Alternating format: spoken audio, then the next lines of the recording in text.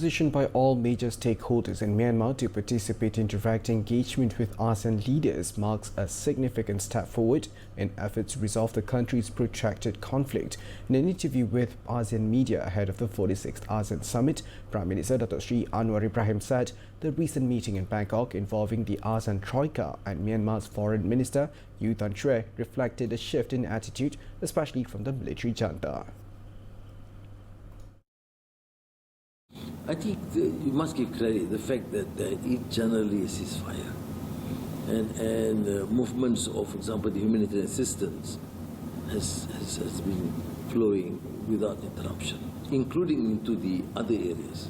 So what is important is that they allowed or tolerated the fact that I, for example, meet both, which is unprecedented.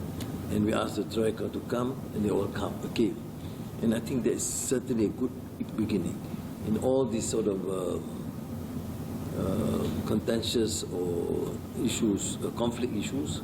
To find conflict resolution, we'll always start with engagement.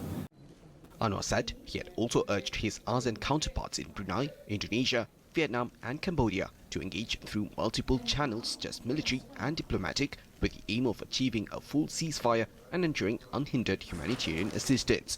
Yesterday, ASEAN foreign ministers have commended Malaysia's proactive leadership in reviving efforts to implement the 5-point consensus and facilitating constructive dialogue to address the ongoing crisis in Myanmar. The consensus was adopted by ASEAN in April 2021 following the military coup in Myanmar on February 1st that year. It called for an immediate cessation of violence, inclusive dialogue among all parties, the appointment of a special envoy, the delivery of humanitarian assistance, and for the envoy to be granted access to all stakeholders in Myanmar.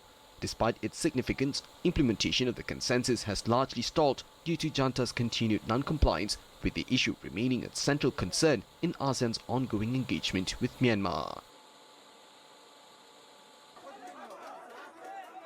On the situation in Gaza, Anwar voiced support for a multilateral approach for reconstruction, proposing that ASEAN, the Gulf Cooperation Council and China could work together on an alternative to United States-driven plans.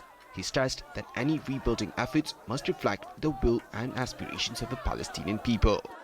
The earlier pronouncement by the United States to rebuild Gaza is a separate entity, which is not acceptable. Nobody has given approval. Certainly, you can't go against the wishes of the people. Anwar also reaffirmed Malaysia's strong stance on the Palestine issue and noted an evolving consensus within ASEAN for an immediate ceasefire, condemnation of atrocities and respect for human rights. For humanitarian assistance, I mean, it's crazy in this world. In the worst area where we had huge problems with the military junta, nobody stopped aid to any area, including to those controlled by the military junta.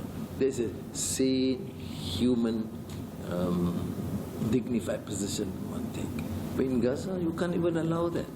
And if you can tolerate that, that is sickening.